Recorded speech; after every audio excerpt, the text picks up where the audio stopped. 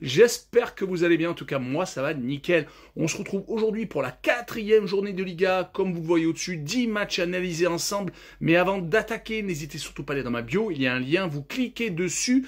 C'est d'autres avis, il ne faut pas lésiner sur le nombre d'avis pour les matchs du week-end, car c'est tellement compliqué, surtout en début de saison où il y a beaucoup de surprises. En tout cas, c'est mes plus grosses confiances, donc il ne faut surtout pas hésiter à y aller.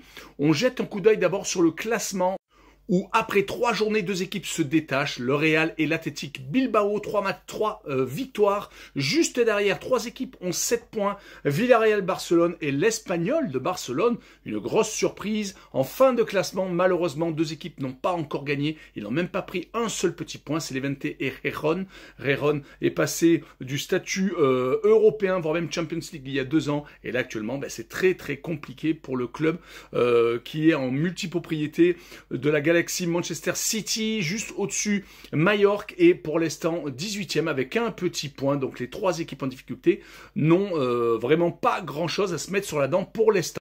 Allez, on commence avec Séville contre Elche, 2 équipes qui n'ont pas du tout les mêmes résultats, même si Séville vient enfin de gagner 3 points, c'était à Gijón, donc l'équipe qui est dernière avec une victoire 2-0, mais sinon ils avaient perdu leurs deux premiers matchs contre Retafe, le club de la banlieue madrilène, et également à l'Athletic Bilbao, mais seulement 3-2, mais Séville a vraiment rétrogradé dans la hiérarchie des clubs espagnols. Actuellement, c'est un peu compliqué du côté de Elche, une victoire 2-0 contre Levante, ce qui leur permet donc d'être dans la première partie de tableau, car ils avaient réussi à accrocher quand même 2 partages de points. Le premier contre le Betis, ça c'était déjà un très bon point, et surtout à l'Atlético de Madrid, 1 but partout. Donc sur ce match-là, allez, on passe au match suivant, Retafe contre Oviedo. Retafe s'est incliné malheureusement à Valence, mais c'était leur 3e match consécutif à l'extérieur. Ils ont commencé par donc 3 matchs en déplacement, et ils avaient surtout gagné les 2 premiers, que ce soit au Celta Vigo ou à Séville, faisant la très très bonne opération. Donc ils vont jouer leur premier match à la maison contre une équipe d'Oviedo qui monte de Liga 2, qui avait perdu malheureusement contre Villarreal et le Real de Madrid. Donc un très gros calendrier pour commencer pour cette remontée, surtout 5 buts encaissés et 0 marqués. Et là, ils viennent de gagner la Real Sociedad 1-0. Donc, ils espèrent accrocher un bon résultat lors de ce déplacement, exactement. Donc, sur ce match-là, je verrai quand même Retafe continuer son redressement et gagner 2-0 avec la double chance 1N et le plus de 1,5 but sur le match. Et on continue avec une belle affiche, la Real Sociedad contre le Real Madrid, même si la Real Sociedad est en train de rentrer dans le rang. Ils étaient pendant très longtemps une équipe qui était outsider pour les places européennes, mais là c'est beaucoup plus compliqué, surtout quand on voit les 3 premiers résultats. C'est 2 matchs nuls pour commencer contre Valence et également contre l'Espagnol de Barcelone, c'était à la maison. Ils ont fait 2 buts partout, puis ils se sont malheureusement inclinés à Oviedo, un des promus, surtout qu'ils vont jouer contre le Real, qui va bientôt rencontrer Marseille, qui vient de gagner ses 3 premières rencontres, même si à part le match à Oviedo remporté 3-0, ils ont quand même eu du mal à chaque fois, surtout à la maison, gagnant contre Osasuna et Majorque, à chaque fois d'un petit but d'écart. Donc sur ce match-là, je verrai quand même le Real assuré, mais seulement 1-0. Par contre, j'ai envie de tenter, les 2 équipes ne marquent pas. Et on continue avec un autre leader, l'Athletic Bilbao contre Alaves. L'Athletic a commencé parfaitement avec une victoire, enfin 3 victoires, excusez-moi, 3 matchs, 3 victoires. Des victoires contre Séville, le Rayo Vallecano et également au Betis, là où c'est très compliqué de gagner, mais l'Athletic Bilbao fait vraiment partie des valeurs sûres depuis un petit bout de temps maintenant. Ils vont jouer contre Alaves, qui n'est pas ridicule, qui a fait une petite défaite seulement, mais c'était au B6 lors de la 2e journée, qui s'est imposé à la maison contre les 21 des promus et qui a confirmé avec un match nul contre l'Atlético de Madrid. Donc franchement, sur cette affiche, je verrai bien l'Athletic Bilbao s'imposer 2-0 et je verrai encore les 2 équipes qui ne marquent pas. L'affiche suivante est assez belle également, l'Atlético de Madrid contre Villarreal, 2 prétendants au podium. Villarreal n'a pas perdu pour l'instant.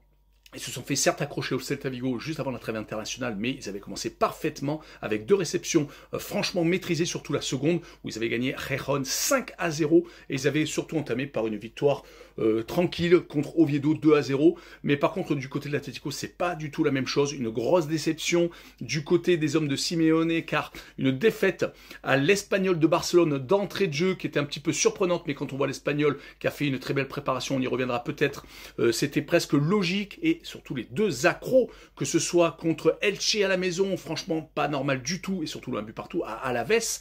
Sur ce match-là, eh ben écoutez, je verrai une fois de plus un match nul, je verrai un but partout, mais je verrai quand même une légère peut-être avance du côté de l'Atlético de Madrid.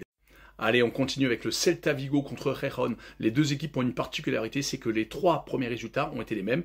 Du côté de Gijón, c'est 3 défaites, donc un 5-0 contre Villarreal, un 3-1 contre le Rayo Vallecano et un 2-0 contre Séville, 2 à la maison et 1 à l'extérieur. C'est complètement catastrophique. Du côté du Celta, eh ben, c'est 3 partages de points et 3 fois un but partout. Donc contre le Villarreal, contre le Betis de Séville et également contre Majorque. Donc moi, je vais pas m'enfabler beaucoup plus que ça. Je vais voir quand même le Celta s'imposer 2-1 cette fois-ci, et je verrai le plus de 2,5 buts sur la rencontre. Je pense qu'on ne sera pas si loin que ça du bon résultat. Allez, le match suivant est l'Levante contre le Betis de Séville. L'Levante a malheureusement perdu ses 3 premières rencontres, faisant partie des 2 derniers du classement. Beaucoup de buts encaissés déjà. Ils en sont déjà à 7 contre Elche en plus, contre Alaves. C'était pas les 2 plus gros déplacements, attention. Et ils ont perdu malheureusement contre Barcelone 3-2, alors qu'ils menaient 2-0 quand même. Donc, pas tout est à jeter, mais ils vont jouer contre le Betis de Séville, qui est une des équipes sûres quand même du championnat espagnol, qui n'a peut-être pas fait des extraordinaires résultats, je veux dire, pour commencer, une victoire contre Alaves, un nul contre le Celta, ça s'est dégradé au fur et à mesure, et une défaite à la maison contre l'Athletic Bilbao, mais qui est leader. Donc sur ce match-là, je verrai quand même le Betis continuer et s'imposer 2-1 chez Levante, avec pour moi quand même une victoire qui risque de se dessiner. On continue avec Osasuna contre le Rayo Vallecano, peut-être une affiche assez équilibrée, même si Osasuna a perdu 2 fois sur 3. La seule victoire était à la maison contre Valence, par contre les 2 défaites étaient à l'extérieur. Du côté du Rayo, écoutez, une victoire annulée, une défaite. La victoire d'entrée de jeu à Gijón, qui l'est placé quand même assez bien dans la saison. Une défaite à l'Athletic Bilbao, mais bon, voilà, leader est vraiment très en confiance. Et un match nul contre Barcelone. Donc voilà, le Rayo est tout de même une des équipes sur laquelle il va falloir compter. En tout cas, ça va être le grain de sable dans la machine qui va embêter quand même beaucoup d'équipes. Sur ce match-là, je verrai un 0-0 entre les deux formations et je verrai la double chance N2. On continue avec une des rencontres peut-être une des plus attendues, c'est-à-dire avec le FC Barcelone, en plus contre Valence, un des grands noms espagnols, excusez-moi, mais malheureusement beaucoup moins en forme ces dernières saisons. Valence a commencé par 4 points sur 9 possibles, avec une victoire contre Retafe juste avant la trêve internationale, ce qui leur permet de relever la tête. Ils avaient commencé par un match nul contre la Real Sociedad d'entrée de jeu chez eux, donc à la maison, ils n'ont pas perdu, par contre à l'extérieur, ils ont commencé par une défaite. C'était à Osasuna, une destination très compliquée pour ce type d'équipe-là. Du côté du FC Barcelone, écoutez, début pas parfait, 2 matchs de victoire, 3 buts marqués à chaque fois contre Levante, même si ça a été un peu plus dur, on en a parlé un peu plus tôt, ils ont renversé totalement la situation en deuxième mi-temps, et une victoire 3-0 d'entrée de jeu à Majorque, mais ils étaient à 9, donc c'était quand même un peu plus facile. Et ben là, ils se sont fait stopper dans la banlieue madrilène contre le Rayo Vallecano, faisant un but partout. Espérons pour eux qu'ils ne vont pas avoir un deuxième accro, car la Champions League arrive, et pour la confiance, ce n'est pas extraordinaire, mais sur ce match-là, je verrai quand même Barcelone s'imposer 2-0. Je verrai quand même une victoire de 2 buts d'écart pour moi sur cette rencontre.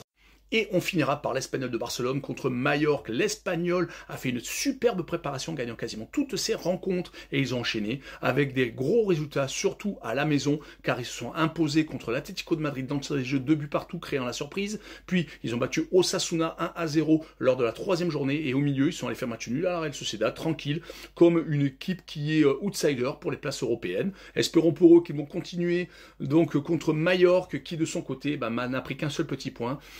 C'était à la maison contre le Celta Vigo, mais rappelons qu'ils avaient commencé par 2 rouges contre le FC Barcelone, comme j'ai dit un peu plus tôt, perdant 3-0 seulement, car quand on est à 9, quasiment toute la rencontre, c'était en première mi-temps en plus, on pense quand même en prendre beaucoup plus, ce n'a pas été le cas, et ils ont perdu au Real Madrid, donc ils ont eu un très gros calendrier, espérons pour eux qu'ils feront quelque chose à l'Espagnol, mais sur ce match-là, je verrai l'Espagnol continuer et s'imposer pour la 3e fois à la maison, 2-1 cette fois-ci, car je pense que l'Espagnol en a largement les armes. Voilà. Tchole bing!